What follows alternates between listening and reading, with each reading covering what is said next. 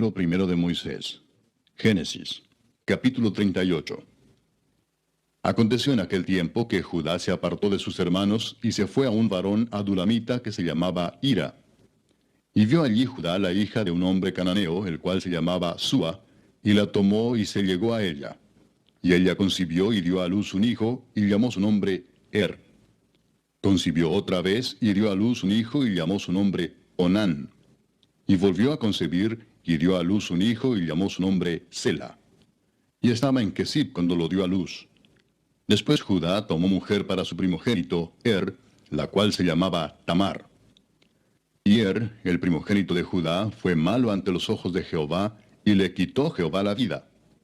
Entonces Judá dijo a Onán: Llégate a la mujer de tu hermano, y despósate con ella, y levanta descendencia a tu hermano. Y sabiendo Onán que la descendencia no había de ser suya, sucedía que cuando se llegaba a la mujer de su hermano, vertía en tierra, por no dar descendencia a su hermano. Y desagradó en ojos de Jehová lo que hacía, y a él también le quitó la vida. Y Judá dijo a Tamar su nuera: Quédate viuda en casa de tu padre, hasta que crezca Sela mi hijo, porque dijo: No sea que muera él también como sus hermanos. Y se fue Tamar, y estuvo en casa de su padre. Pasaron muchos días, y murió la hija de Súa, mujer de Judá. Después Judá se consoló, y subía a los trasquiladores de sus ovejas, a Timnat, él y su amigo Hira el adulamita. Y fue dado aviso a Tamar, diciendo: He aquí tu suegro sube a Timnat a trasquilar sus ovejas. Entonces se quitó ella los vestidos de su viudez, y se cubrió con un velo, y se arrebozó, y se puso a la entrada de Enaim, junto al camino de Timnat, porque veía que había crecido Sela, y ella no era dada a él por mujer. Y la vio Judá, y la tuvo por ramera, porque ella había cubierto su rostro. Y se apartó del camino hacia ella, y le dijo: Déjame ahora llegarme a ti, pues no sabía que era su nuera. Y ella dijo: ¿Qué me darás por llegarte a mí? Él respondió: Yo te enviaré del ganado un cabrito de las cabras. Y ella dijo: Dame una prenda hasta que lo envíes. Entonces Judá dijo: ¿Qué prenda te daré? Ella respondió: Tu sello, tu cordón y tu báculo que tienes en tu mano. Y él se los dio, y se llegó a ella, y ella concibió de él. Luego se levantó y se fue, y se quitó el velo de sobre sí, y se vistió las ropas de su viudez. Y Judá envió el cabrito de las cabras por medio de su amigo el adulamita, para que éste recibiese la prenda de la mujer, pero no la halló. Y preguntó a los hombres de aquel lugar, diciendo: ¿Dónde está la ramera de Enaim junto al camino? Y ellos le dijeron: No ha estado aquí ramera alguna. Entonces él se volvió a Judá y dijo: No la he hallado. Y también los hombres del lugar dijeron: Aquí no ha estado ramera. Y Judá dijo: Tómeselo para sí, para que no seamos menospreciados. He aquí yo he enviado este cabrito, y tú no la hallaste. Sucedió que al cabo de unos 3 meses fue dado aviso a Judá diciendo: Tamar tu nuera ha fornicado, y ciertamente está encinta a causa de las fornicaciones. Y Judá dijo: Sacadla y sea quemada. Pero ella, cuando la sacaban, envió a decir a su suegro: Del varón cuyas son estas cosas, estoy encinta. También dijo: Mira ahora de quién son estas cosas, el sello, el cordón y el báculo. Entonces Judá los reconoció y dijo: Más justa es ella que yo, por cuanto no la he dado a Sela mi hijo, y nunca más la conoció. Y aconteció que al tiempo de dar a luz, he aquí había gemelos en su seno. Sucedió cuando daba a luz que sacó la mano el uno, y la partera tomó y ató a su mano un hilo de grana, diciendo: Este salió primero. Pero volviendo él a meter la mano, he aquí salió su hermano. Y ella dijo: ¿Qué brecha te has abierto? Y llamó su nombre Fares. Después salió su hermano, el que tenía en su mano el hilo de grana, y llamó su nombre Sara. Libro de Job, capítulo 4. Entonces respondió Elifaz temanita y dijo: Si probáremos a hablarte, te será molesto. Pero ¿quién podrá detener las palabras?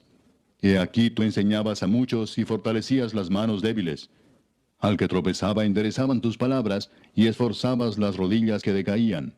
Mas ahora que el mal ha venido sobre ti, te desalientas, y cuando ha llegado hasta ti, te turbas. ¿No es tu temor a Dios tu confianza? ¿No es tu esperanza la integridad de tus caminos? Recapacita ahora, ¿qué inocente se ha perdido? ¿Y en dónde han sido destruidos los rectos? Como yo he visto, los que harán iniquidad y siembran injuria, la ciegan, perecen por el aliento de Dios, y por el soplo de su ira son consumidos. Los rugidos del león y los bramidos del rugiente y los dientes de los leoncillos son quebrantados. El león viejo perece por falta de presa, y los hijos de la leona se dispersan. El asunto también me era a mí oculto, mas mi oído ha percibido algo de ello. En imaginaciones de visiones nocturnas, cuando el sueño cae sobre los hombres, me sobrevino un espanto y un temblor que estremeció todos mis huesos, y al pasar un espíritu por delante de mí, hizo que se erizara el pelo de mi cuerpo. Paróse delante de mis ojos un fantasma cuyo rostro yo no conocí, y quedo oí que decía, ¿será el hombre más justo que Dios? ¿Será el varón más limpio que el que lo hizo? He aquí, en sus siervos no confía, y notó necedad en sus ángeles. Cuanto más en los que habitan en casas de barro, cuyos cimientos están en el polvo, y que serán quebrantados por la polilla.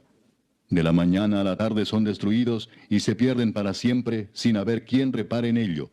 Su hermosura no se pierde con ellos mismos, y mueren sin haber adquirido sabiduría. El Santo Evangelio según San Marcos, capítulo 8.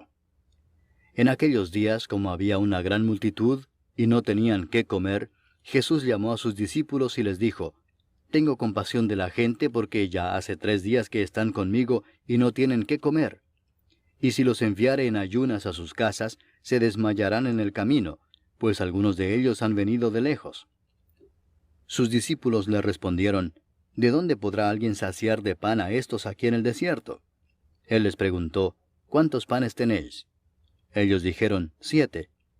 Entonces mandó a la multitud que se recostase en tierra, y tomando los 7 panes, habiendo dado gracias, los partió, y dio a sus discípulos para que los pusiesen delante, y los pusieron delante de la multitud. Tenían también unos pocos pececillos, y los bendijo, y mandó que también los pusiesen delante. Y comieron y se saciaron, y recogieron de los pedazos que habían sobrado 7 canastas. Eran los que comieron como 4,000, y los despidió. Y luego entrando en la barca con sus discípulos, vino a la región de Dalmanuta. Vinieron entonces los fariseos y comenzaron a discutir con él, pidiéndole señal del cielo para tentarle. Y gimiendo en su espíritu dijo, «¿Por qué pide señal esta generación? De cierto os digo que no se dará señal a esta generación». Y dejándolos, volvió a entrar en la barca y se fue a la otra ribera. Habían olvidado de traer pan, y no tenían sino un pan consigo en la barca. Y él les mandó diciendo, «Mirad, guardaos de la levadura de los fariseos y de la levadura de Herodes». Y discutían entre sí diciendo, «Es porque no trajimos pan». Y entendiéndolo Jesús les dijo, «¿Qué discutís porque no tenéis pan? ¿No entendéis ni comprendéis? ¿Aún tenéis endurecido vuestro corazón? ¿Teniendo ojos no veis, y teniendo oídos no oís? ¿Y no recordáis? Cuando partí los 5 panes entre 5,000, ¿cuántas cestas llenas de los pedazos recogisteis? Y ellos dijeron, 12. Y cuando los 7 panes entre 4,000, ¿cuántas canastas llenas de los pedazos recogisteis? Y ellos dijeron, 7. Y les dijo, ¿cómo aún no entendéis? Vino luego a Bethsaida, y le trajeron un ciego y le rogaron que le tocase. Entonces, tomando la mano del ciego, le sacó fuera de la aldea, y escupiendo en sus ojos, le puso las manos encima, y le preguntó si veía algo. Él, mirando, dijo, «Veo los hombres como árboles, pero los veo que andan». Luego le puso otra vez las manos sobre los ojos, y le hizo que mirase, y fue restablecido, y vio de lejos y claramente a todos.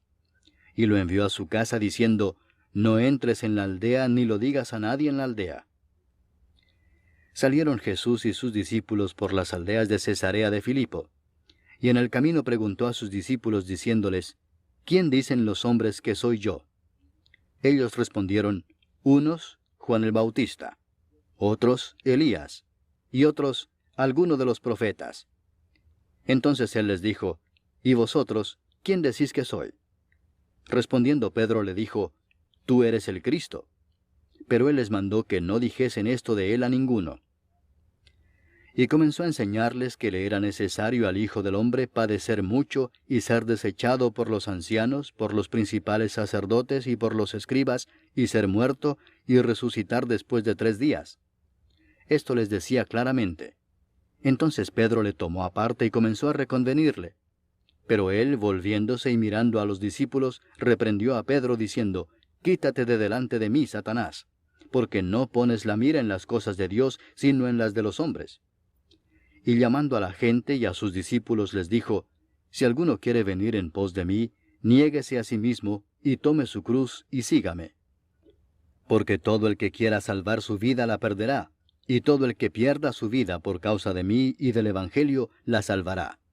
Porque ¿qué aprovechará al hombre si ganare todo el mundo y perdiere su alma? ¿O qué recompensa dará el hombre por su alma?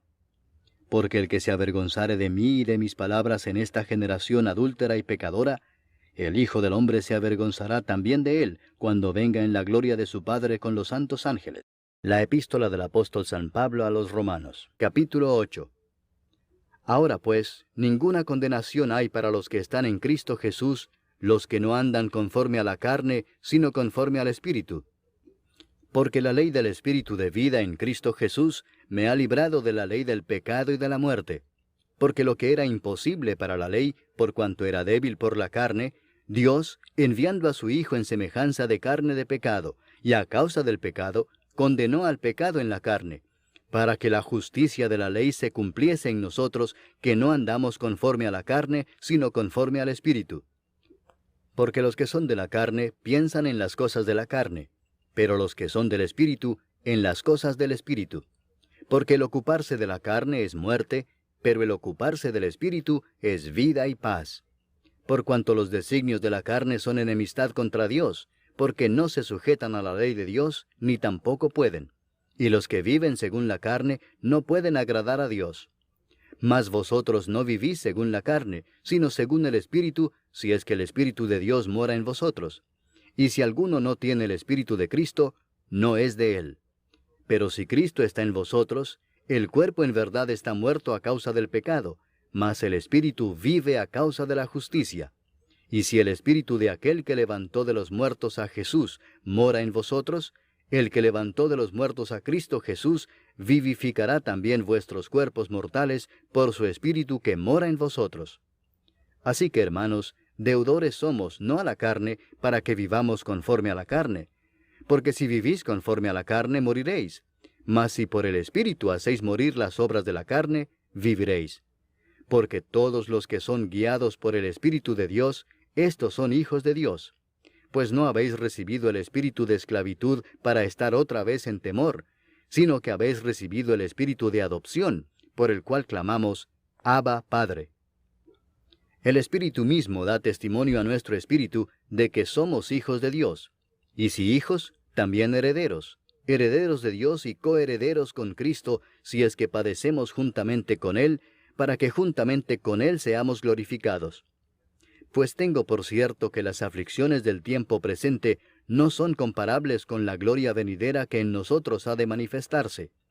Porque el anhelo ardiente de la creación es el aguardar la manifestación de los hijos de Dios.